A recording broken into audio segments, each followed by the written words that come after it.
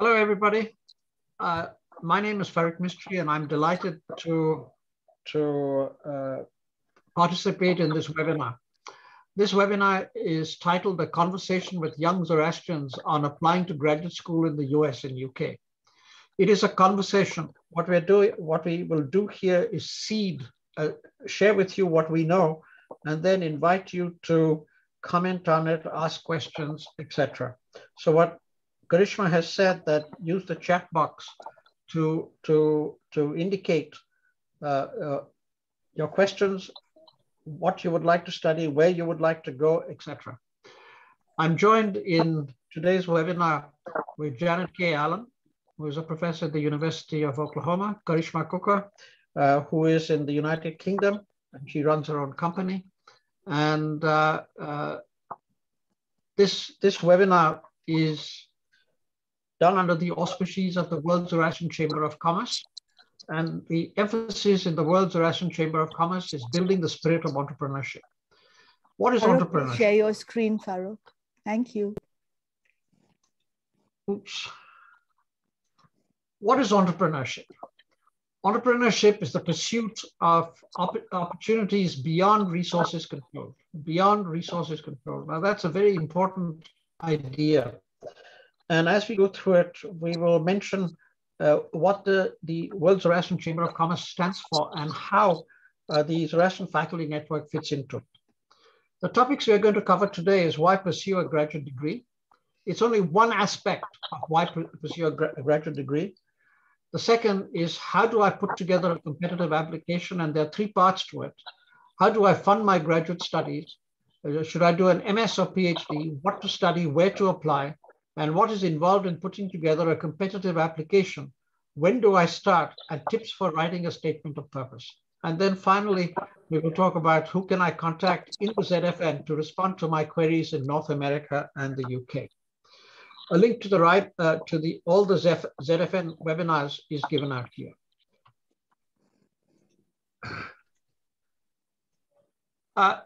Janet Allen and I have been married since 1974. We've been professors since 1976. And our passion is to have fun in providing an opportunity for highly motivated and talented people to learn how to define and achieve their dreams. Janet holds the John and Mary Moore Chair in the School of Industrial and Systems Engineering, and I hold the LA Comp Chair in the School of Aerospace and Mechanical Engineering at the University of Oklahoma. We both have published over 400 papers, 2 books, 4 research monographs, and we co-direct the Systems Realization Laboratory. Our email addresses are given out here. And if you'd like to know more about Janet or me, please look at that website. Karishma Koka got a PhD at the University of Cambridge, and she's a neuroscientist. And she studied how learning and development affects stress in the brain. She has worked for 10 years with the Medical Research Council in the United Kingdom. And what is really exciting is that she's the co-founder and mentor with her mother, Jaru, on the Ultimate Achievements Academy for Learning and Development. In this company that she's put together, she nurtures, mentors young people in terms of how to get into UK universities and how to write competitive proposals to make things happen. Karishma also is very active in the Zoroastrian community. She hosts a number of webinars. The Bahomata, together with Mera Mustad, is one of her accomplishments. She also hosts the Good Mind series that is held once a month. And she is an active participant in the Zoroastrian Faculty Network. So what are we about? The World Zarathustri Chamber of Commerce, in partnership with the Zarathustri faculty and academia, envision empowering Zarathustri students to learn how to create economic, cultural, and intellectual value. So the thrust of the World Zoroastrian Chamber of Commerce is to empower people to create economic, social, and intellectual value, and then in harmony to promote scholarship, to promote business, to promote well-being, and make people and facilitate people to be happy in their lives. The ZFN mission is to facilitate Zarathustra youth through higher and specialized education, to pursue careers in industry, government, academia, as business entrepreneurs, people who create economic wealth, social entrepreneurs, people who create social wealth, and knowledge entrepreneurs, people who generate new knowledge in the various fields. The ZFN webinars are conversations to help Zarathustra youth with support from their parents. Parents are extremely important in this particular situation. So our webinars are anchored both for the students and also for their parents, so that these conversations would lead to the younger generation getting higher and specialized education. This initiative has been supported by the R.D. Setna Scholarship Fund, and the details for that are given out here. At the end, Farrokh Mistree will say a few words about the R.D. Setna Scholarship Funds and also resources available in India to find out more about how you get a graduate education abroad. The planned forthcoming conversations for this coming year. In November, we're going to have a conversation on creating economic, social, and intellectual value. Our focus here is to distinguish between Naukri and career, and we will have distinguished people who will make the difference, saying, guess what? In the old days, we thought about a Naukri. Now you must think in terms of a career, and they will share their insights in terms of what their career has looked like in terms of moving forward. On December the 19th, we plan on having a webinar on scholarships and funding for higher education. And in this, our aim is to make you know, to put before you information in terms of how to go about getting funding for your higher education from India, from Hong Kong, and from around the world. On January the 23rd, we want to focus on how you need to prepare, how you need to plan, how you need to network, how you need to sell yourself so that you get the most out of the college experience.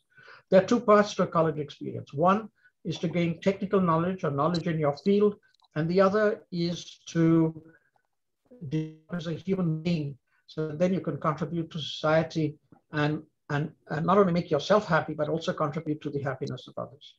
On February the 27th, we plan on having a webinar where we have people sharing with you their experiences on how to be happy as a Zoroastrian graduate student away from home and Zoroastrian graduate students, and be happy. So these are the three touch points of that particular talk.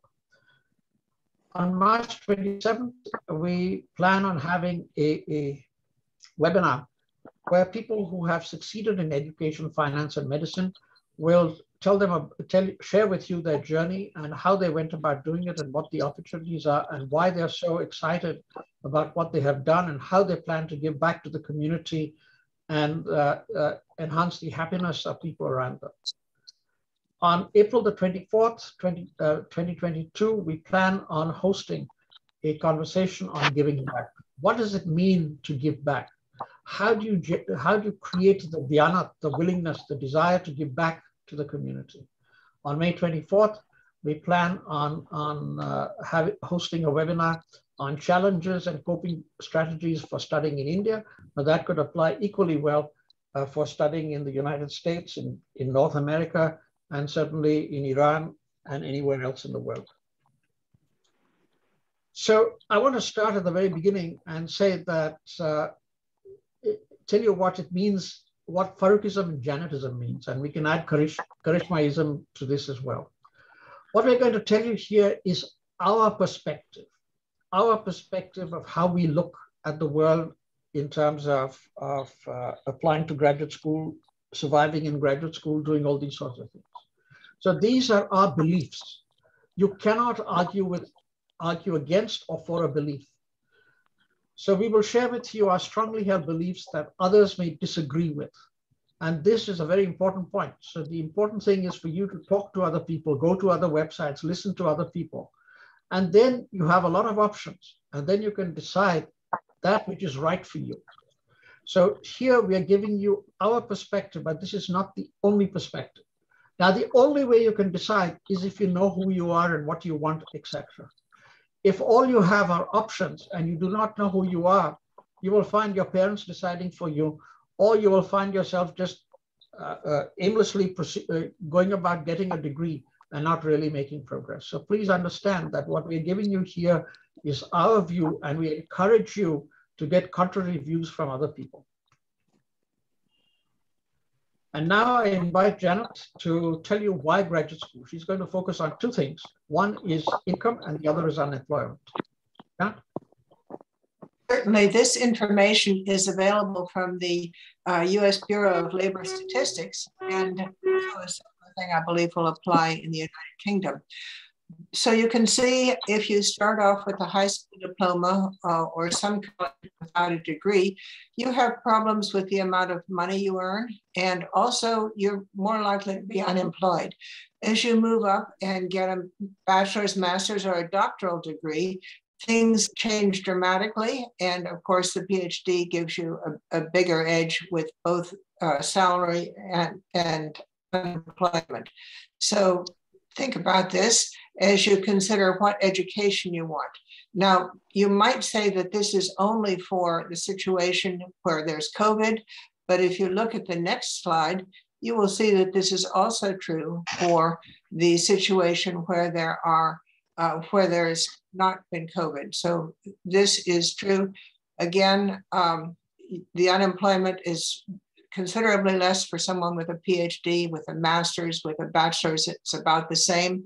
And the amount of income per year for a PhD over a bachelor's is more than 32,000, and a master's is say 12,000. So there's a big difference. And if you look at this over the span of your career, this is something that you will find more than makes up for the extra time that you spend getting your bachelor's, or your PhD, or your master's degree. So the information is given here about where you can find more work about it. The URL is there. And so for the next slide. So I'm going to highlight, we're going to have a whole seminar on Naukri versus career. But I'm going to highlight two important points that we believe in. One, and please read along with me. We are currently preparing students for jobs that don't exist using technologies that haven't been invented in order to solve problems we don't even know are problems yet. Let me read that again. We are currently preparing students for jobs that don't exist using technologies that haven't been invented in order to solve problems we don't even know are problems yet. In this, so I invite you to think about yourself and say, all right, how would I respond to this particular statement? The second one is even more important. It is not the strongest of the species that survive, nor the most intelligent, but one's most responsive to change. There are three parts to it. It's the strongest of the species. You're strong, you've survived. You're intelligent, you've got good grades. Therefore, you're thinking in terms of going and getting a graduate education. But it is not clear to me, and certainly to most people, whether you're responsive to change. How do you adapt to change? And so this becomes a very important issue. And getting a graduate degree, your aim, we recommend, or I recommend, should be figuring out how you would respond to change. What impact does that have on your choice? So the Naukri is, to do a Naukri, it means you get a job. You're going to work in a company for the rest of your life. You know what things are going to be. There's not going to be too much change. And guess what? You're going to make money. You're going to progress to the company. That used to be the case in my generation and probably the generation after us, where at the university you learned what was needed for the rest of your life. What is a career? A career is something that you may start at one point and you may end up at a totally different point. For example, there are people who get degrees in engineering and then end up being businessmen and philanthropists. That's having a career. So when people come along and say, which program should I take? My answer to you is it does not really matter as long as you get a PhD. So let me explain to you why that is the case. Here is Alice in Wonderland. This is a story from Alice in Wonderland. Lewis Carroll put it together in 1865, and this is one vignette. You see the Cheshire cat is out here, and here is Alice. This is the tree. And behind this blue thing, there is a wall. Imagine that there is a wall and there's a little hole in it. And Alice has the opportunity of going through the hole to the other side. On this side of the wall is the world of reality. On the other side of the wall is the world of make-believe. That is the world in which you will be moving into, where we don't know what the jobs are going to be. We don't know what the tools are going to be. We don't know anything. It's in your hands to make things happen. So now there are 2 points, 2 very important points I want to make out here. So Alice asks the Cheshire Cat, could you tell me which way I should go? Should I go to the other side or stay where I am? And the Cheshire Cat comes along and says, that depends a good deal on where you want to go. And Alice says, I don't much care where, as long as I get somewhere. And the Cheshire Cat says, it doesn't matter where you go, eventually you will get there. Now there are two points here. One is that at the end of your life, you will come along and say, okay, I've done this, I've done that, and you run out of time. So that's all you can do because you have had no goal. Or you could say at the very beginning, hey, I must have a goal so that at the end of my life, I am happy. So having a goal is very important. Now I'm going to deviate a bit from Lewis Carroll's story in Alice in Wonderland. Imagine that you are here. Imagine that you're here. Let's call this lady Dolly, because I can see Dolly on the screen out here. And imagine that Dolly has a box at her feet. And Dolly has all the knowledge that she has gained at her undergraduate level or graduate level or PhD is at her feet. And then I go to her and say, Dolly, we know each other for a long time. Hey, guess what? Solve this problem for me in the world of reality. The first thing that Dolly will do is she'll look into the box and say, here are my tools. Let me solve the problem. And I'll come back and say, Dolly, that's absolutely gorgeous. It's wonderful. You're a fantastic person, but I want you to do it faster, quicker, better. That's a Naukri. So Dolly will sit down and say, okay, I'm going to do it faster, quicker, better, and faster, quicker, better, faster, quicker, better, etc., etc. So Dolly is a fantastic tool user. She's a tool user. She's gained that and she's a wonderful and beautiful thing. Now imagine that Dolly is shrunk to a tiny, tiny, tiny thing. The box of tools is shrunk to a tiny, tiny, tiny thing. And she goes to the other side of the wall in the world of make-believe. And then I come to Dolly and say, Dolly, look, we are here. The world is our oyster. Can you tell me how my company should survive, how I should survive, what I should do, how I can build my community and stuff like that. Dolly, who is tiny, will look into her toolbox and come back and say, Farrokh, hey, guess what? I can't do it with the tools that I have. So in the world of reality, Dolly is a tool user. In the world of make-believe, Dolly has to be a tool maker. So the question that comes up is, what is the role of a graduate education program? It gives you 2 things. One is it gives you some tools that you can continue with so you can be a good tool user. But it also, particularly if you get a PhD, it provides the opportunity for you to learn how to be a tool maker, learn how to frame the problem to move forward. So there are 3 points I want to make to you here. So those of you who say, which program, you have to ask yourself, do I wish to be a tool user and have a Naukri? Or do I want to be a tool maker and a tool user and have a career? Think around you as to people who have had careers, particularly in entrepreneurship, business, teaching. Are they just tool users doing the same old stuff?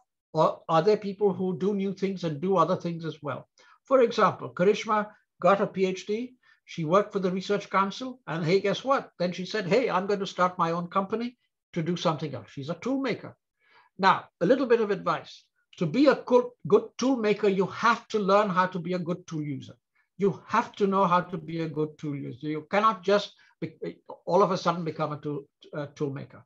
So the important takeaways here is it's important to have a goal. The tool user facilitates execution. The tool maker frames the problem. Both are valued in industry, government, and academia.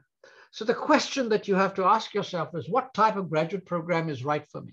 It is not just the program which is go to a university that has a high ranking or a university that gives you money, but a university that is right for you, that fits into your vision, your identity in terms of where you want to go and what you want to do. So applying to graduate school in the United States, and Karishma will tell you about the United Kingdom. Typically, graduate school is free for STEM students, engineering, natural sciences, mathematics, etc. This includes international students who qualify, who have a good GPA, who have a good GRE score, and who write a good statement of purpose. In this talk, we plan to cover the minimum GPA, GRE scores, what to study, where to apply, how many places to apply, financial assistance, statement of purpose, and finding a research advisor. Finding a research advisor is very important, and most people do not know how to do that. And then we will talk about what is the timeline and steps to follow to secure admission and financial support at the graduate institution in the US. Does it matter what I study in graduate school? Yes and no. It doesn't matter. The topic you study doesn't matter.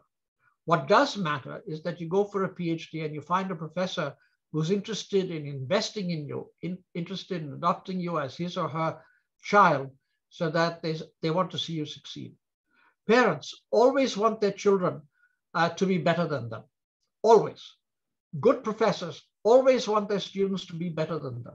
Not people who just go and do things for them. How do I pay for my graduate education? Well, Janet will tell you how that is to be done. Why get a PhD? Because when you've seen what Janet showed you, that you get more income, and this is across the world. Anywhere in the world you go to, you will get more income as a PhD throughout your life. And also the rate of unemployment is less throughout the world. How many applications? After you have done your homework, between 8 to 10 applications. After you've done your homework, and that homework, I'll tell you, Janet and I will tell you what's involved in that.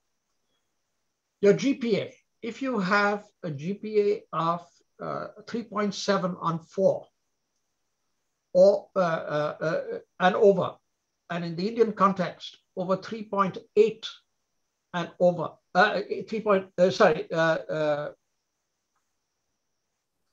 in the Indian context, 8 out of 10 and over, then you are in good shape. The GRE quantitative score, over 70%, verbal score, over 50%. This is the minimum. Janet and I expect a much higher quantitative score, and the verbal score, we live with that. But the quantitative score that we look for are students in the 90%. The analytical score is extremely important. Why? This analytical score indicates your ability to read something, absorb something, and then figure out how you can use that information. So we look for anything above 4 out of 6. If you get 3 out of 6, it is questionable whether it's possible because you didn't study and you didn't do well, but it's also questions whether you will get your cut out to do a PhD. This is our opinion. This does not mean it's universal. Some universities have stopped requiring the GRE scores, but let me tell you, professors look at the GRE scores, whether or not the university requires it, and the higher the GRE score, the better it is for you to, the better chances you have for getting into the university. Point 5 is critical. Do your homework. Communicate first with the students of the professors. What you need to do is to find out what the culture in the laboratory is and how the professor treats his or her students. How does the professor guide students? How often do you meet the professor? What sort of papers do you publish? How far is the professor's office from the student's office? If it means that there are institutions where the professor's office is a bus ride away from the student's office. How does the professor help students get jobs? There are some professors who say, well, guess what? I will write a letter of recommendation, give it to my secretary. If anybody asks for it, I'll ask my secretary to release it. There are people who do that, and that's totally part of the culture. That is not what Janet and I do. We particularize the letter to not only to the student, but also to the place that student is applied to.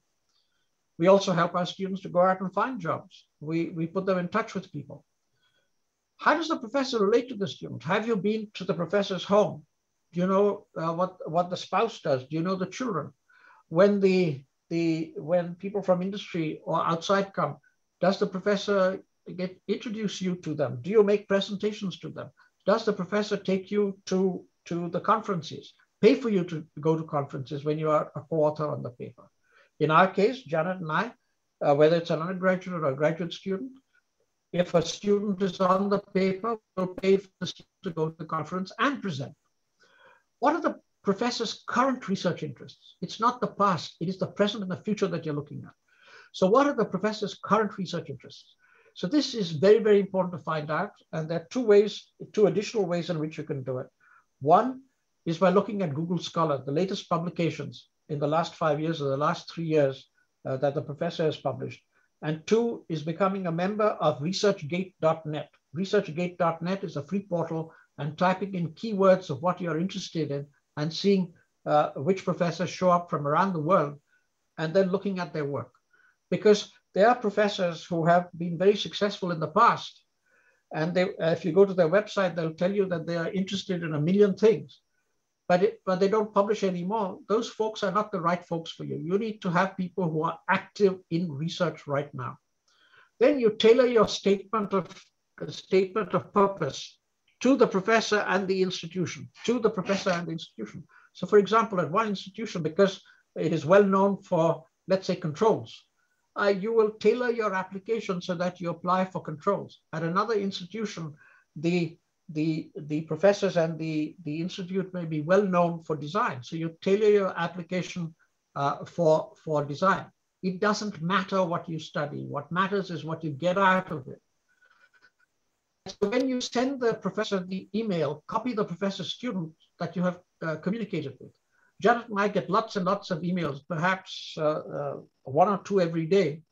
And typically, most professors don't reply. We reply to each and every inquiry that we get. What is important, and the last point, and then I'll pass it on to Janet, is that you need to focus on how you can add value to the professor's research program and how this will distinguish you from others. This is a very important issue. Very, very important issue. How can you add value to the professor's research program? It is not what you want to do and say, this is my problem. I'm a great guy, professor, pay me to solve my own problem. What you have to say is, this is my background, this is where I'm at, and this is how I can use my background to help you move your research program. So Janet? So certainly, you need to begin to think about the timeline. Many people are surprised at this. So you should start the application process at least a year before you want to join the graduate program. In other words, to start in fall 2022, you need to start working on your application in summer 2021. To do that, you would need to take the GRE and the TOEFL early on, and preferably soon enough so you could retake those exams if you have a problem with them, and identify schools that you're interested in and that you think you'll be successful in applying to. So you find out about the professors, the students, and what the graduate program requires. So you take a good look at the different schools, find out what is needed to apply to them. Then you prepare this statement of purpose. Show how you can add value to the professor's research program at the institution, and in general, how you can contribute to that institution, and identify selected professors in that program. Then plan on applying to 8 schools, 3 dream schools, 3 good schools, and 2 backup schools. So think about categorizing the programs you're interested in into these different categories and apply that way. Now, you have a better chance of getting financial assistance and acceptance if you apply early. What happens is when applications begin to come in, the professors take a look at them and write to those people they're interested in, and pretty soon they decide to make an offer to whoever it is. So when that slot is taken, it's no longer available and you can't have it. So the sooner you apply, the better. So most invitations begin to go out in February, early March, with a deadline to accept or not accept by April 15th. So if you accept from an invitation to graduate school, you need to be committed to it. Don't plan to accept 5 or 6 and then down select at the very end. This gives the professors a large problem because they're counting on you once you accept. Next slide, please. So financial aids. There are different kinds of financial aids: research assistantships, teaching assistantships, and scholarships. Now, the research assistantships require specific knowledge, skills, and interests needed. These are for people that want to help the professor solve the problem that the professor has obtained money for. So it is very important that you plan to talk to the professor about how you can add value to that person's research. And also, generally, research assistantships go to those people who are studying for PhDs, not for master's degrees. So that's another good reason to get a PhD. Teaching assistantships require a specific knowledge of some topic, as well as the ability to speak English well and to understand English. So at the University of Oklahoma, we actually give people examinations on English before we allow them to teach. Scholarships, the scholarships are usually very small and based on merit, and sometimes they have other qualifications like gender, country of origin, community activities, or whatever. Now, international students find it very difficult in the United States to get loans. You can work. Most universities have opportunities to work in the cafeteria, the library, or the parking lot. You can work for a maximum of 20 hours a week. This typically is paid at what we call the minimum wage. You'll get about $400 to $500 a month for this, and that is not enough to pay your living expenses and your tuition. If you get a research assistantship or a teaching assistantship, that will pay your tuition. But if you work on campus, it won't. And also, these jobs typically don't contribute anything to your education.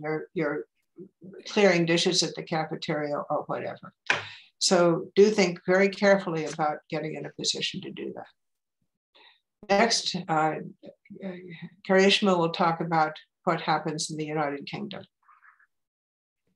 Thank you, Janet. And thank you, Farrokh, for giving us a wonderful background. As you've heard, aligning what you want to do as a student with what the faculty is contributing to society and academia at large will empower you to build new knowledge, which is key. So the PhD application in the United Kingdom can be one of several different types. For example, one can apply for an existing PhD position, which comes with funding. This is a little bit more limiting, but a little bit more stable. Even in this, one needs to show how one will add value. So your value system as a student and a parent needs to somewhat align with the faculty member's own value system. However, there is the opportunity and the flexibility to apply to a supervisor one has identified and then seek funding separately through the university and external funding to then do a project that you have designed that the supervisor has modified and changed. That's the route I took. Other people will look at it in 3 different ways, saying, we have 3 different types of PhDs: an integrated PhD, which will have a 1-year foundation year or probationary period, which if a person is not going to make a PhD out of their work, will end up leaving at the end of a year with an MPhil. This is what happens at the University of Cambridge or Oxford to people. Some other people give a master's degree. However, after a 10,000-word first-year dissertation, when one is suitably chosen to progress, one goes on to do a 3-year PhD or 3.5 years on average. The professional doctorate is for students who are already in jobs like engineers, architects, medicine, and teaching, and they align their work to their PhD. There are special programs for this. Or one can, as a senior person who has a body of work, apply to do a PhD in the format of a PhD thesis, but the work already exists. Let me go to the second column here with the University of Cambridge as an example, because that's where I studied. Some institutions require you to select the suitable advisor before you submit your application. So what is this institution I'm talking about? At Cambridge, we have the department, we have the supervisor, and we have a college system. So the first thing that starts around September the 1st is to choose a course using the main university website. The different targets will be slightly different for different courses, but overall, there's both the target of the course and the funding deadline.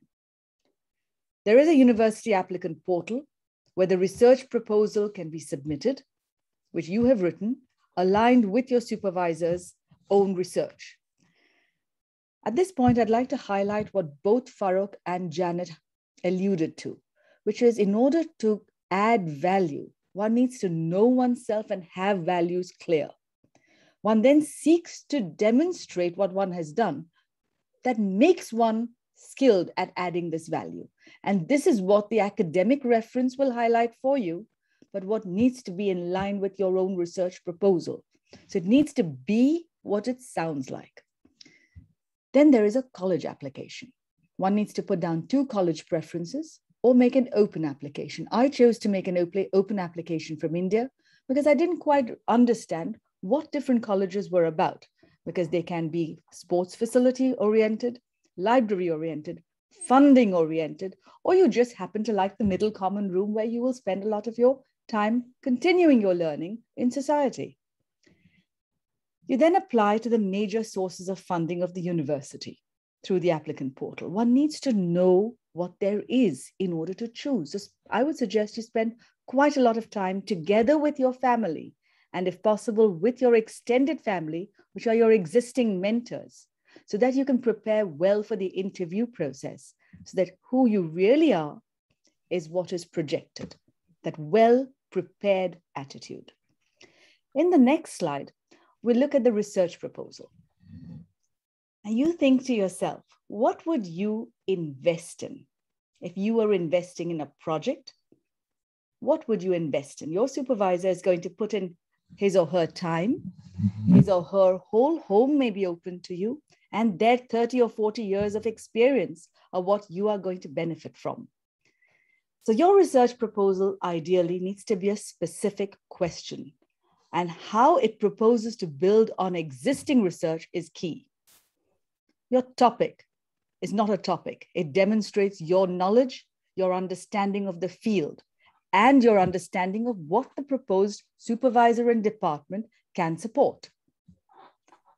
Then elucidate what questions you want to answer, some of them specific, some of them wide, but always keeping in mind what Farrokh said.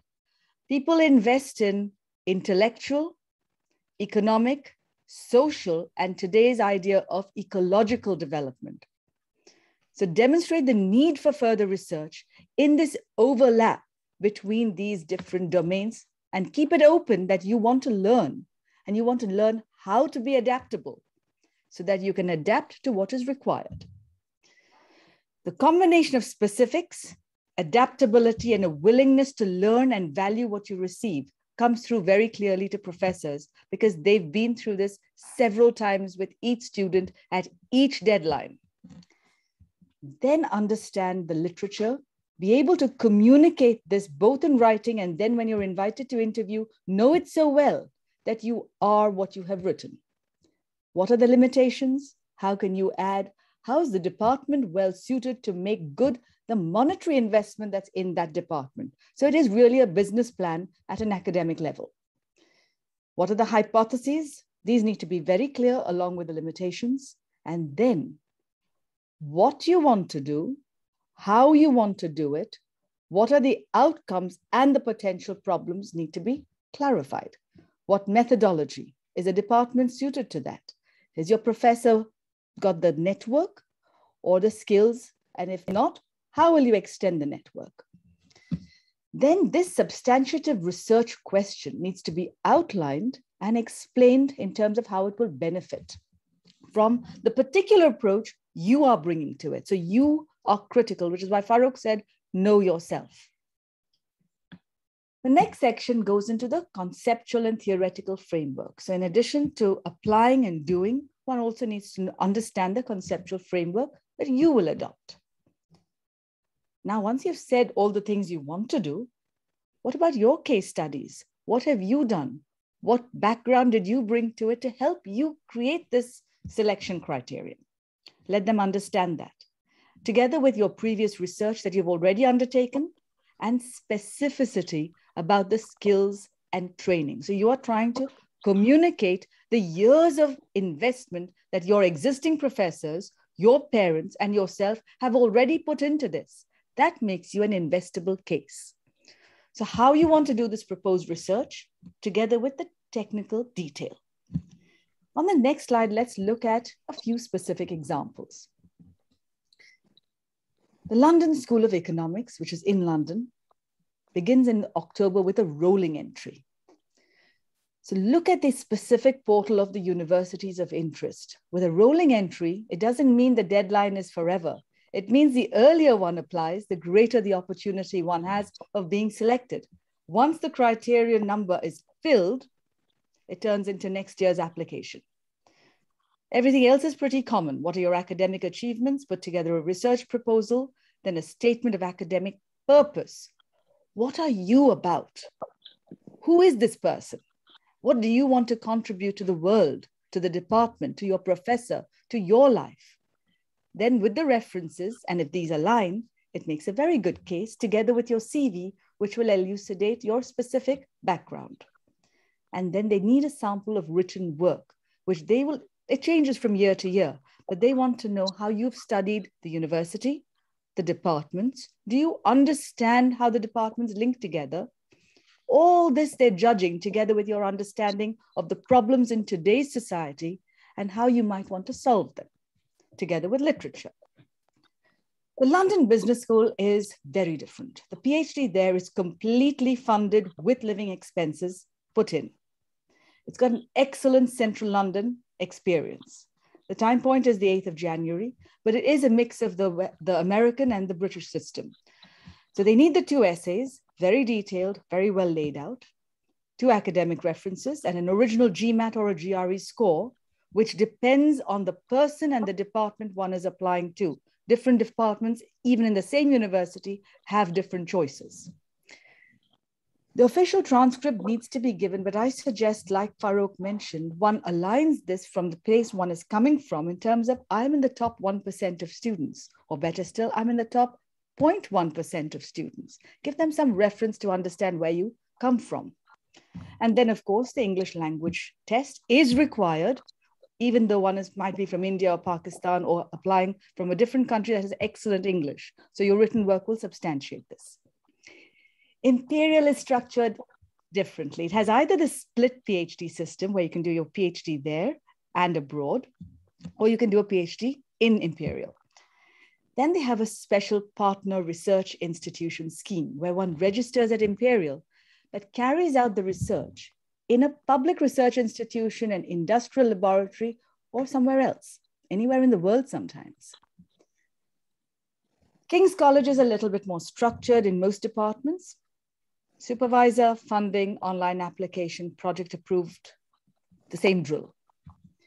Regent's University is subtly different.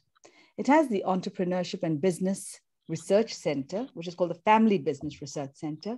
So you can understand they're geared totally differently. They then have the Transnational Business and Management Center and the Faculty Center for Applied Finance and Banking. They have other departments. If one is doing an MSc or an MPhil, that's even wider. And finally, I'd like to tell you that places like the Rolls-Royce or other institutions in the UK fund PhDs to different extents. These are industrial businesses that are funding, which means not just is it more limited, but it also means you will be given the tools that you need without your searching for them sometimes, but your hands may be tied behind your back in terms of sharing your publication with the world, either forever or at least time bound. So good luck with your application, and I will now hand you back to Farrokh Mistree for the details of the statement of purpose. Thank you, Karishma. Karishma highlighted the need for a statement of purpose and for knowing yourself. Typically, a statement of purpose is 1 to 1.5 pages. That is about 400 to 600 words. In the first paragraph, it is critical that you indicate what degree you want and why. Then, more importantly, what you plan to do after getting your degree. Increasingly, universities are relying on donations from their alums, and they bring in people who they believe will be successful and will give back to their institutions. How do they know that you'll give back to the institution? Well, if you go along and say that, hey, guess what? I want to get a PhD, and after that, I wish to be a professor, or I wish to start my own company, and then I want to do philanthropy of some sort, or you've got experience at doing philanthropy and you'd like to continue that work. This is extremely important. In one paragraph, you're communicating to the person what your value systems are. What are your values? Where do you come from? Why should the institution invest in you? In your second paragraph, you focus on your academic preparation for what you wish to study and your accomplishments. What you wish to study. Now, this can be different from one university to the next. Just like I told you, you could apply to one university for controls and another institution for design, depending on how you relate it to the professors at each of these institutions. So what you do here is tweak your academic preparation and the words and phrases so that you would make clear that you have the background for what you wish to study and your academic accomplishments. In the third paragraph, you summarize your extracurricular activities and how these have shaped who you are. So Karishma mentioned that it's important for you to bring out your value system, how you go about doing things, what you've done, and why the institution should invest in you. These extracurricular activities could range from sports, could range from writing a blog, could range from helping people, tutoring people, doing social service. It doesn't matter. The important thing is, how have these extracurricular activities shaped you? How has it reinforced your desire to go and get a higher degree? Why are you getting a higher degree? Why are you moving out of the place that you studied? Why are you not studying in India instead of, or Pakistan, or wherever you are, and you wish to come to the United Kingdom or the United States? So this is a very important statement along those lines. In paragraph 4, you particularize to the program you're applying to. For example, some universities have research centers, special centers in design or operations or community service. So if you know that institution has a specialty center, then you should, in this fourth paragraph, you need to particularize to that center and say, hey, look, this is where I wish to work. These are the people I'd like to work with. This is what excites me about your institution. And then the fifth one is very important. It is your ability to synthesize what you've written in the first 4 paragraphs. So in these 5 paragraphs, what you're indicating to me when I read it is your ability to compartmentalize, to look at the problem, to break it up into bits, to analyze something, and then very succinctly tell me 4 different things. And in the 5th one, you synthesize that information. You synthesize it and tell me, hey, this is what I gained from it. That is what we are looking for in graduate students. We're not looking for graduate students to come along and just say, give me this computer package. I'll be a keyboard monkey. I'll press the keyboard and I'll run this and I'll get the degree. What we're looking for are people who want to polish their minds. And these 5 paragraphs tell me about your ability to break a big problem into smaller bits. Tell me about the smaller bits and then synthesize and tell me why you're the perfect person to make things happen. So some institutions require a short 1-paragraph essay. So we see essays at Georgia Tech. It's a short 1-paragraph essay. And we've read a number of these things where the essays, the prompt says one thing and the student tells me something totally different. So read the prompt for the essay. Write the prompt for the essay in a Word document or a sheet of paper. Don't just write what you want on the portal and say, I've done with it. Reflect with a view to understanding the prompt. So analyze the prompt. What is involved in the prompt? What are they looking for? Why are they looking for what they, why have they constructed this prompt in the way that they've done it? Do a mind dump of what you could include in your essay. These could be sentences or bullet points. Organize these into categories that will morph into paragraphs. Then do a reality check. Check if what you have put in point 5 is in agreement with your understanding of what is required in point 3. Modify if necessary, because remember, it needs to be consistent. Each of these prompts has been very carefully thought out by the people who are giving admission to you and will most likely committing to give you money as well. Now you can start writing the essay by connecting the material that you've put together. Review for connectivity and revised. Put through a grammar and spell checker. There is no excuse in this day and age to have something that where the grammar is not right or that you haven't put it through the spell checker. Read carefully, tweak, run it by your parents, run it by other people, get their opinion in terms of what has happened, and then upload it to the portal. Janet.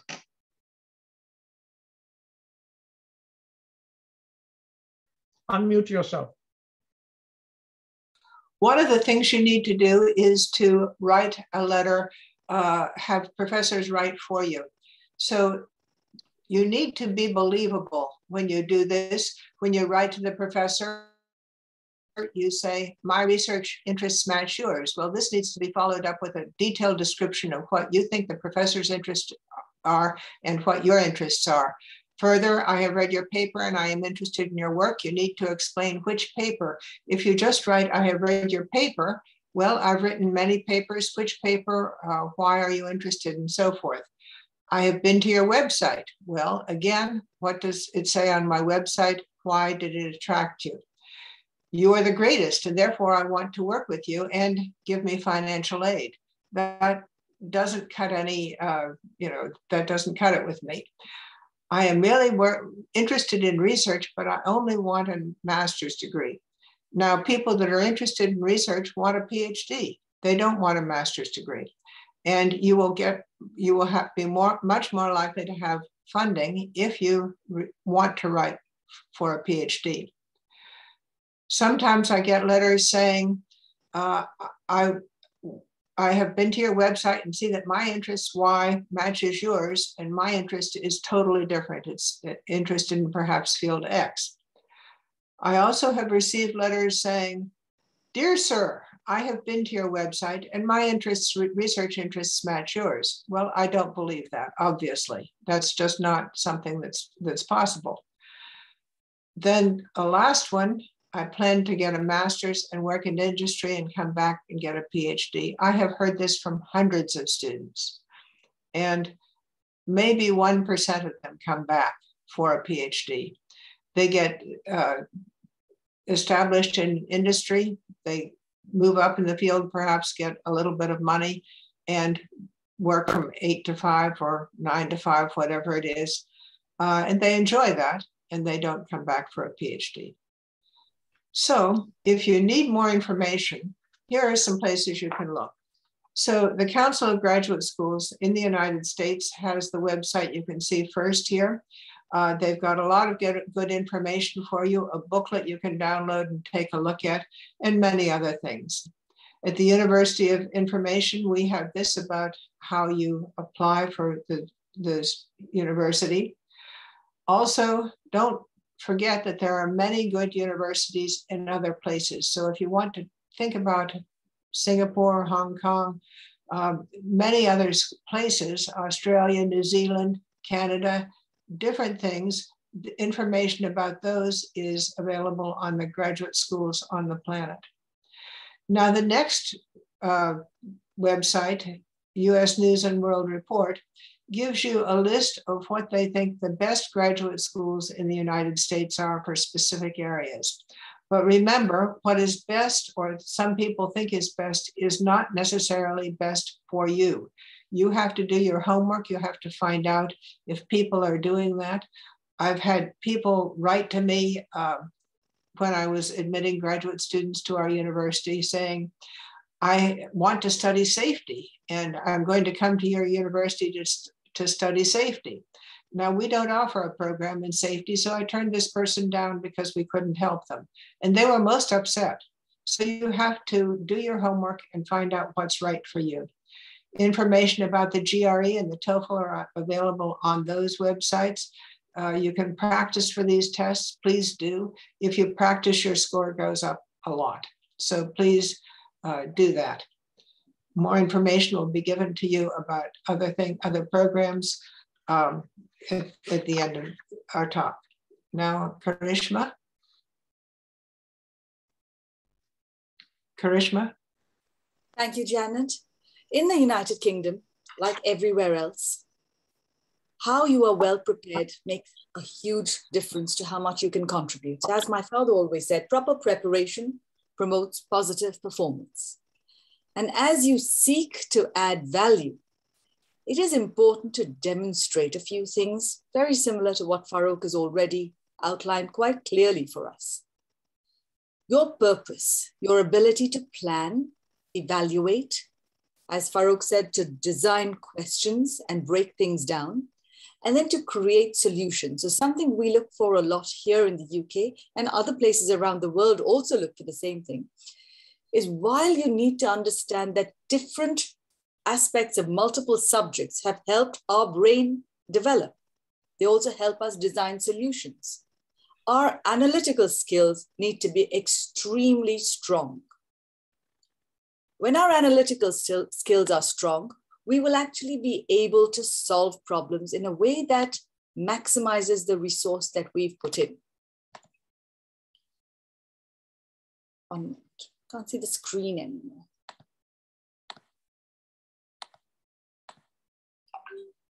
The integrated approach involves an excellent set of grades first, and then the ability to overcome challenges and be methodical. When we focus on a specialty, but show that we can use tools from different things, it's like Farrokh talked about. The actual toolbox that we are using is what is being dug into. So the learning and self-regulated approach comes out when we are able to communicate this through demonstration, not through talking about it. Approach, strategize, evaluate, and then adapt so that you actually enjoy what you do. And when you are happy where you are, you will build harmony in the laboratory or the department you are at. This helps the whole team to grow. Then demonstrate your teaching experience and how you will contribute to those with less resources. Now, from my point of view at Cambridge, when my supervisor asked me after 3 months, could you please take over the medical students I'm teaching because I'm going to travel? I was taken aback, but I said, okay, I'll learn and do it. 2 days later, I was in a teaching group, which I hadn't been prepared for mentally. This builds trust. People know that they can depend on you. But I see that this needs to start early on. So I had started teaching when I was about 15. Your extracurricular participation also needs to include the organization of events for other people. How we can contribute and multitask is very, very important. So you have people on this call who participate in events all over the world, who organize things all over the world, and they keep these balls in the air and juggle them effectively. So voluntary work, your sector, and other sectors. This needs to be made time for, because in each different sector, we recognize that an institution is taking a student who can work with other people and add value. Then work experience. So work experience is different from voluntary work. It is different from your teaching. Your work experience is when you actually hold a position for a week, for a month, for longer, where you're working either in your own sector or in an allied sector, where you implement the knowledge, but in a way that is benefiting the company. You're getting skills, but you're benefiting the company or the hospital or your GP surgery, whichever field you're in. Then when you conclude, there's one thing very, very important that must show, that not just are you dedicated, but you have the emotional resilience to be strong and make others strong. So when my supervisor, after some time, started touring, traveling, giving lectures around the world, and my project was not going well, I did end up resorting to phone calls to my parents to gain help and support. That is okay, but really we should be relying on ourselves a lot and knowing how to ask for help from other people who can help us. Scholarship bodies invest a lot in us, and these resources that are up here will not just give you the course that you're applying to, but the scholarships you can apply for at each individual institution. Each place has different rules, but I'd like to point out to you that the Portsmouth Global PhD scholarships cover both tuition fees at an international level and give a stipend in line with the United Kingdom international rates, plus a one return flight to the UK when you're in your course. This can be hugely beneficial, but you need to, as Janet said, as Farrokh said, do your homework. My story was that I got a scholarship from the Cambridge Nehru, the Schevening, and the Overseas Research Studentship, which put it down under a single umbrella. And this did not individually help me till I actually got a job later on, where the supervisor who picked me for my job said, actually, I realized that you were able to coordinate all these things and work with different people. So I didn't get more money, but by giving reports to 3 different people for the same amount of funding, it showed that I could actually get the job done on time. So things like that are important, but for scholarships, I will now hand you over to Farrokh Rustamji, who will take you through this better. First, I need to tell you about how this aligns with listening and reflecting and deciding in the Zarathushtri doctrine. In the Zarathushtri doctrine, we call Ahura Mazda this great wisdom. To build wisdom, which is what we are trying to do as academics, we need to listen, reflect, and then decide in the context to take action now, as best as we can, with good risk management to build progress and harmony. So what do we listen to?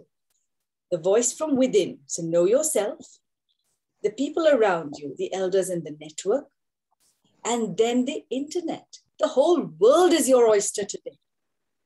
But you still need to have the ability to evaluate the data and information to choose, so that you can choose what is best for you and your family and the professors that you're going to align your work with, so that you can take good action that is good for you, the individual, your current network, and your future network, so that you go onto the world to add value. But this value comes like a forest with theory and implementation. So Adel will tell you about risk. Farrokh will tell you how to do the job in academia.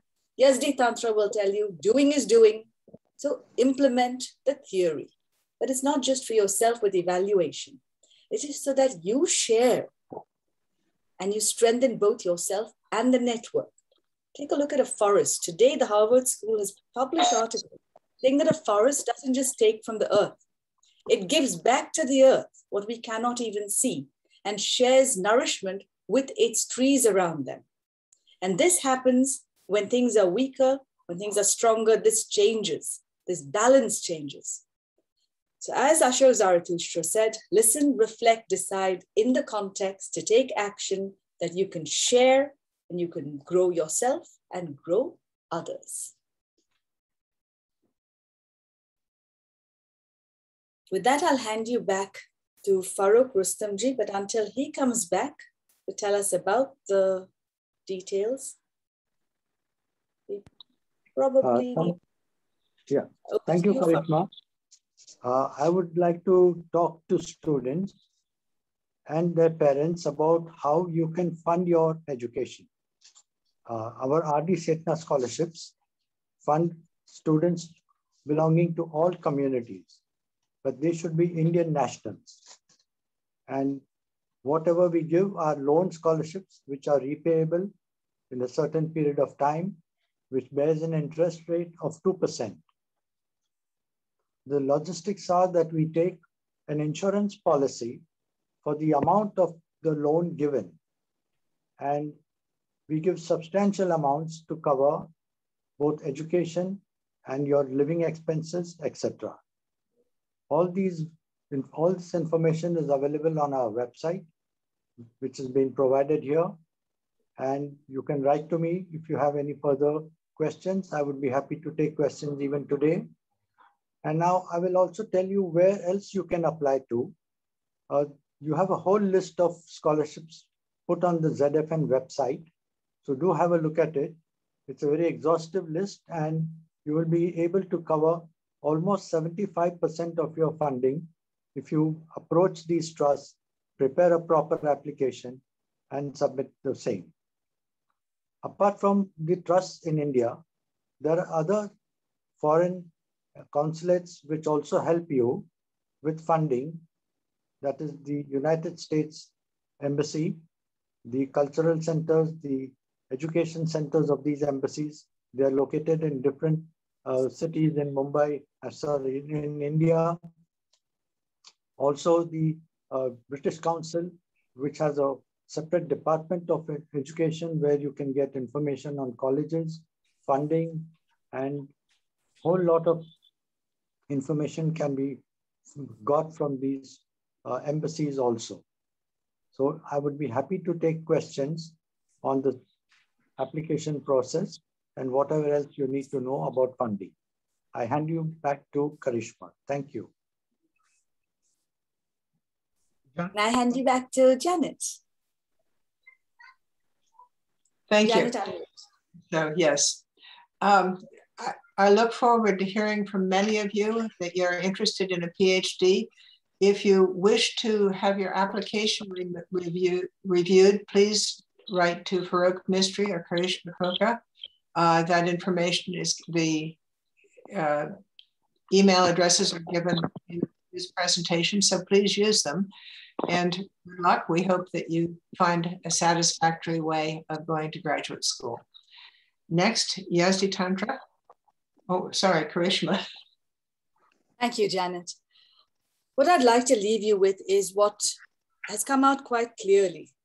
To be able to frame questions, to be able to align yourself with those who invest in you, and to be able to demonstrate that the input that's put into you to empower you will be then passed on to somebody else. So for example, when Mr. Meher Amalsad introduced me to Professor Farrokh Mistree, who then introduced me to other people, building that network is very important to the whole community.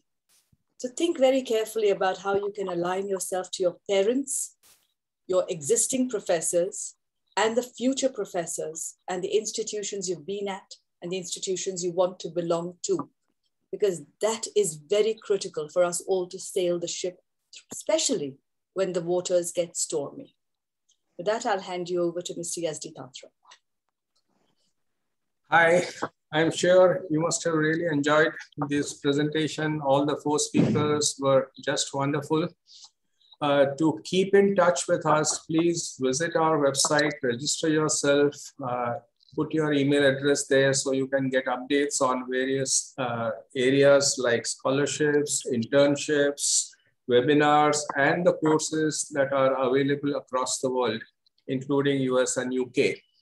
We also have a Facebook page where you could join there and keep up to date on the various activities that we have. And of course, this talk, along with all the earlier talks, are all available on our YouTube channel. So please do visit them and keep yourself abreast so that you have a successful journey to US or UK, whatever you decide. Thank you. Thank you all. Thank you speakers, and thank you presenters, and thank you for joining us today.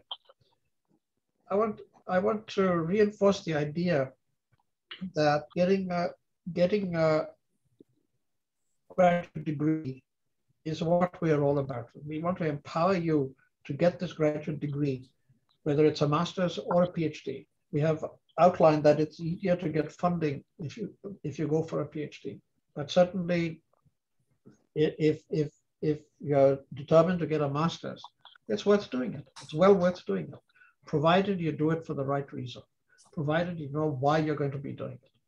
So to summarize, the Zoroastrian Faculty Network is in harmony with the World Zoroastrian Chamber of Commerce.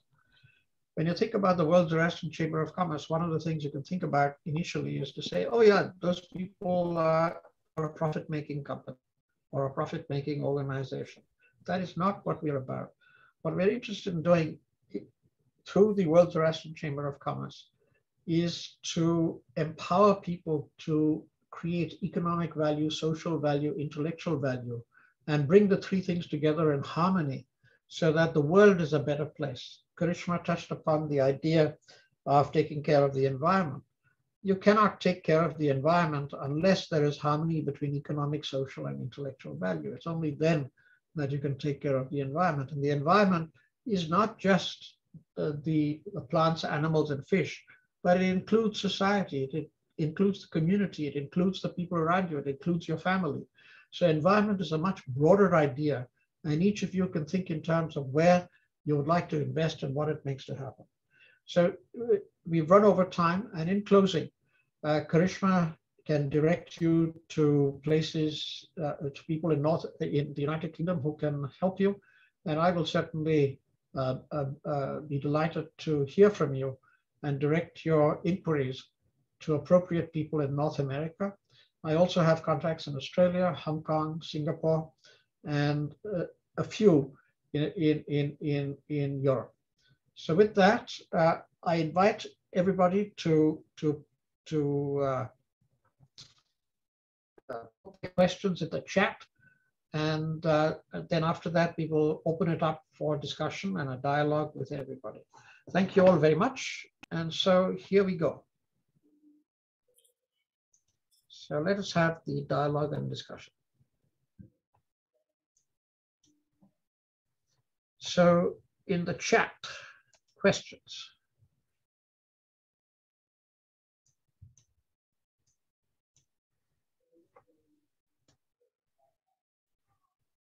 So excellent endeavor. Any comments? Why don't we, there's nothing in the chat. So please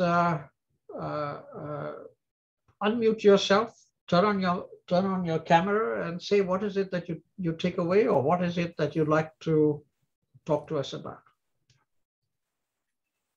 Farrokh Vistas has a question. Are publications and research papers required at the master's level, at the MS level? Now, in the United States, it is not required. But if you had them, that would be wonderful. It's something that distinguishes you from other people. India has a very, Vistas, are you in India? I'll assume you're in India. India has 3 places at least which do what's called a master's by research. That includes where I studied, the Tata Institute for Fundamental Research, which is a 3-year master's. It's much longer. In England, we only do a 1-year master's, or a little longer if it's a master's by research. Yes, you're in India. So it is good to have publication, or certainly publication level work.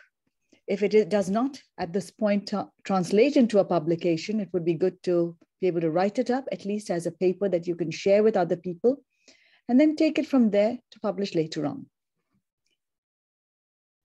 That's probably what I'd say. It does definitely help to get into university here. Anything else? Yes, ma'am.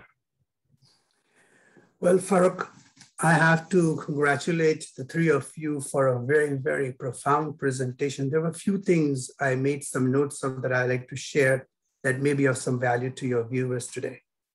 Well, in life, I have studied a lot of isms, but I just love Janetism, Farrokhism, and Karishmaism. And that's pretty profound what you said, because how you build your life's ism will shape the destiny of your life's prism. It's very, very important that people understand, even though you made that statement in the form of a joke, but it was really very, very powerful the way I got reflected from it. That was one thing. Second thing, you talked about a job and a career. I think it's important for people to clearly recognize that a job will only make something for you, but a career will make something of you. Once you make something of you, everything for you will follow seamless. And one more, a couple of other things that I made note. You also made a very profound statement in which you said, in life, you can be a tool user or a tool maker. That is extremely, extremely profound. And you said to be a good tool maker, you have to be a good tool user. Now, I just want to add one thing to this spectrum of understanding. That will only happen if we learn to set goals that are out of reach, not out of sight.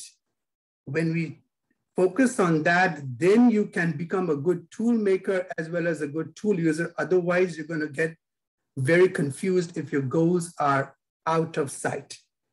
You also made a statement about score, and I want to add something to that, very, very important, that has been very valuable in all the students that I've taught over the last 45 years. I've always told them that you are much more than just a mere score. Because while you're focusing on building a score, it is very important to focus on building your self-esteem, self-empowerment, self-regulation, and self-discipline to become successful in life. I think I've covered virtually some of the aspects of things that I thought I wanted to share with you. Once again, thank you very, very much for this profound presentation among the three of you. God bless you. Thank you, Mayor. Comments, observations from the younger generation. Zarius, Zain, Berouz, Nazneen, Vistab, Shavir, Soish. So it was a really informative and amazing talk today. And there were many takeaways, but few of just a summary. Like, first of all, it started with the data which Professor Janet showed about income and unemployment. Like, as we learn and get much more qualified, the income would rise and the unemployment rates would be a lot less. And the two quotes which Professor Farrokh showed, like, we are currently preparing the students for the jobs which do not exist. And another one from Darwin, survival of the fittest. Basically, those who adapt to change would survive, which was really amazing. And like, having a goal is really important. And again, we have to seek to add value to the research of professor to professor, the department and institute. So, like, we need to seek to add value. That's one of the most important things.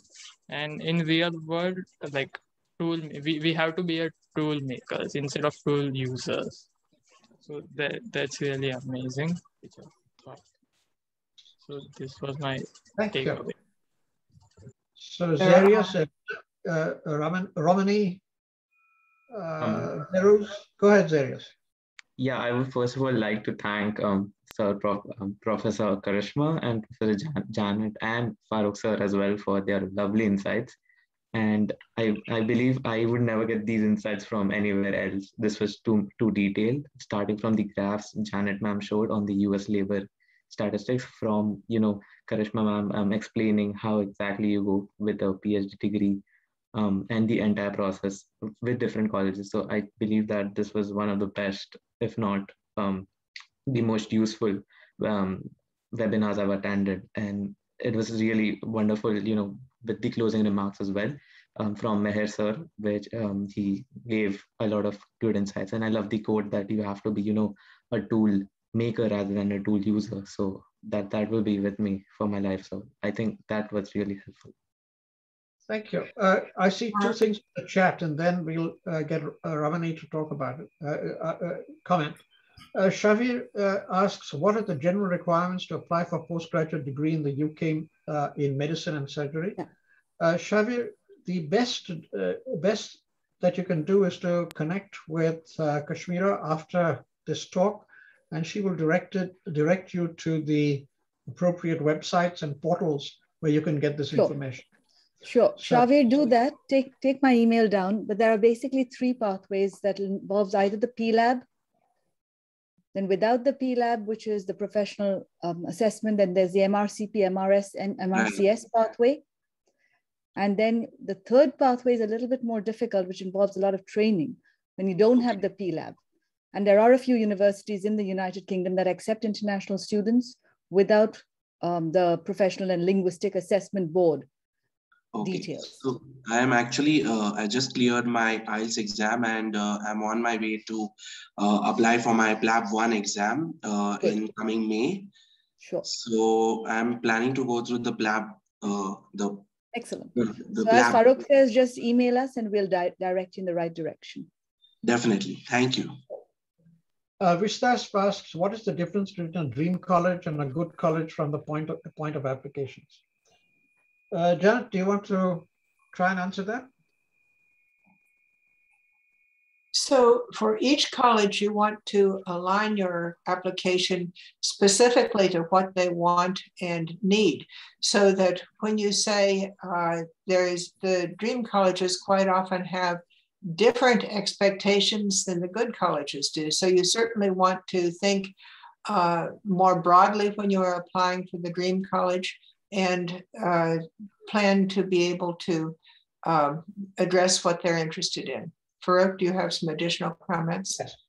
A dream college is an aspirational college because all colleges will tell you what the minimum requirements are for the GPA, GRE, et cetera, et cetera.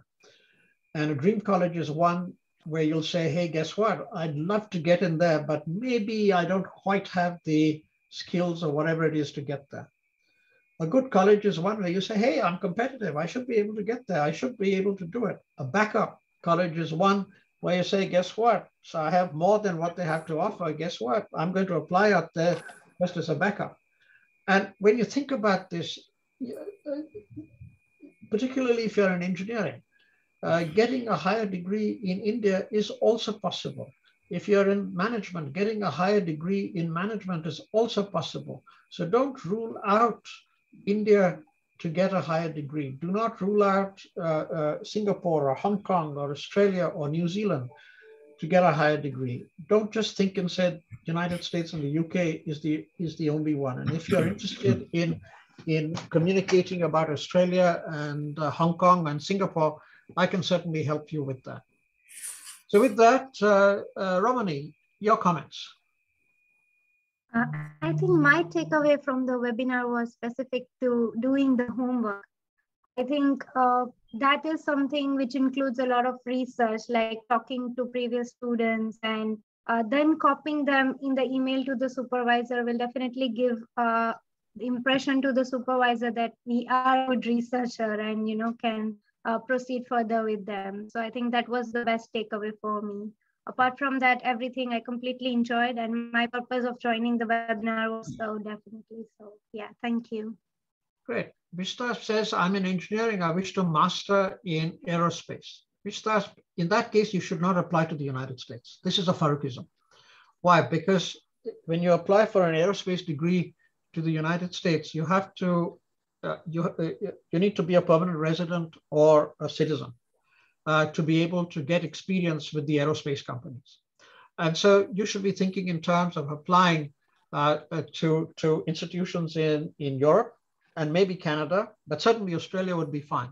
But in the United States, I would not advise you to apply for a graduate degree, particularly a master's. If it's a PhD, it's a different story, but particularly for a master's, if it's in aerospace. Now, this is a Farroukhism. This is a strongly held belief that others will disagree with.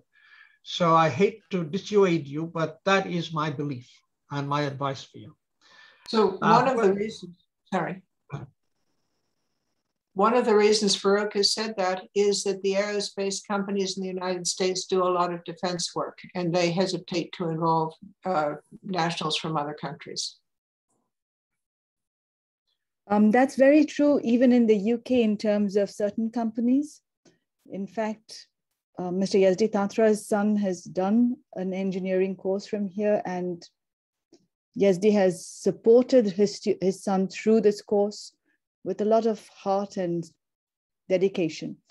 But Swansea has a master's in aerospace engineering that is open. It begins, I think it has also a late deadline date. The engineering facilities in Swansea are excellent. Imperial's, even though at Imperial University, what's good is their lab facilities are good. So they may not have an excellent aerospace engineering course that you may like, but they've got excellent lab facilities. And for an undergraduate degree, this is something that Vistas, I would like you to think about. When you do an undergraduate degree, it's not so much about the specialization, but about, like Farrokh said, the tools one becomes skilled at, both using, preparing, and being open to search for in other places.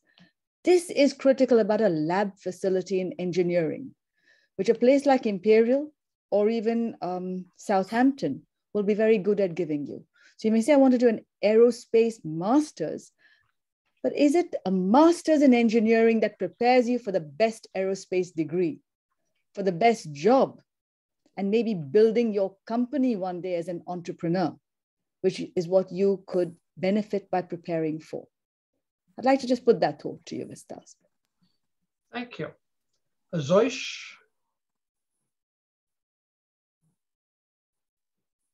Karen? Mark? Hello. Go ahead.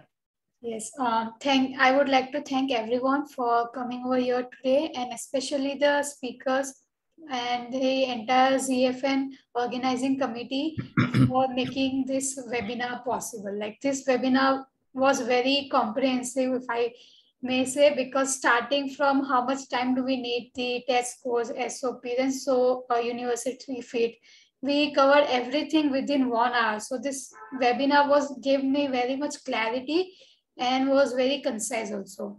My key takeaway from this webinar session was that applying for a graduate school requires thorough research and some time to prepare. You need to work with yourself. You need to work with your network to apply, to make a successful application. And one thing which many students might forget while applying is that they don't showcase how they provide value to the professor they are going for the research. So that's very important. Thank you. Mert, Nazneen. I would completely agree with what Karen has mentioned right now, that this seminar is quite an in-depth one where you are explaining everything in detail, and that's going to be very helpful for the students who are going to be applying abroad. And as she mentioned, that it is important for the professor also to know what value you'll be providing to the university as well when you'll be getting there and ahead in life for the jobs in every place. So keep that in mind, and do connect with people around you while you're applying, and even once your acceptance letter in to your university, to your seniors, so that you could get more in-depth knowledge about what you're going to go ahead and do over there. Thank you. Mert, Hamza. Thank you for this presentation. Thank you all for that. It was very informative presentation about the tips and stages for applications, and I think it was very useful to listen these procedures not from a view of an applicant, but from people who review the applicants and what they care about. Thank you for this informative talk. Thank you. Hamza. Thank you for sharing this valuable information. As you said, we just need to do our research, our homework, and there are many opportunities out there. We just need to identify our interest and seize the opportunity. Great. Bera. Then Edel. Edel can end it. Well, I just wanted to say thanks for a very, very comprehensive presentation. I just leave one thought. I don't expect an answer right now. And that is, many times in this webinar, the point was made that you need to get good GRE scores, or will you make the cut? And my question for our future thinking is, how do we prepare ourselves to make that good score?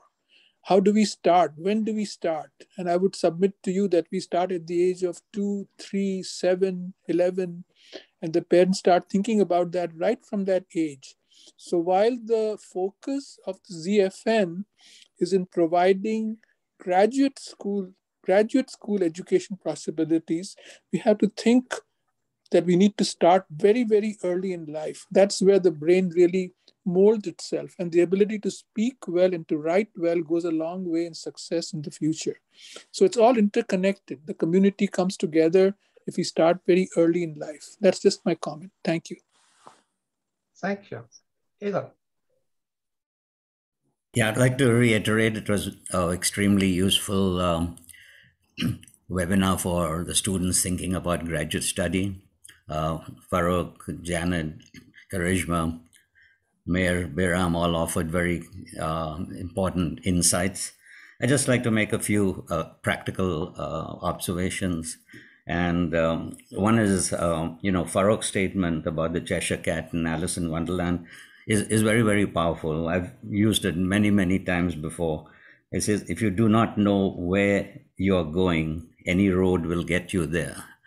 And which sort of highlights the need for, planning and knowing where you want to go, why you want to go, and how you're going to get there. And, Janet made some very interesting observations about what not to do in the application. And these are things where you might have extremely good background, but you slip up and make some, one of the no-nos or turn-offs, and the entire opportunity is lost. And Karishma really summed it up beautifully by saying, listen, reflect, decide, act, and act now. So that sort of shows the process extremely well. The other point I want to make is that Farrokh Rustamji had mentioned to us that the universe of the people applying for these scholarships is about 40 a year. Okay. And there are about 10 to 12 who attended today. So I would say that, we covered maybe 25% of the so-called postgraduate universe, which is pretty good, but we'd like to spread the word and maybe get a few more. So I think if you look at how many people go for higher education, how many attended today, the number was pretty good. The last thing I'd like to mention is that after Farrokh's schedule for May 2022, we have the World Zoroastrian Congress coming up, which is July 1st to the 4th, 2022. And the theme of the Congress is Bridging the Global Zarathustri Existence. WZCC will participate. We have a session where we'll do it. But I wanted to emphasize that there is a special program related to this Congress called Zarathustri Youth Across Borders.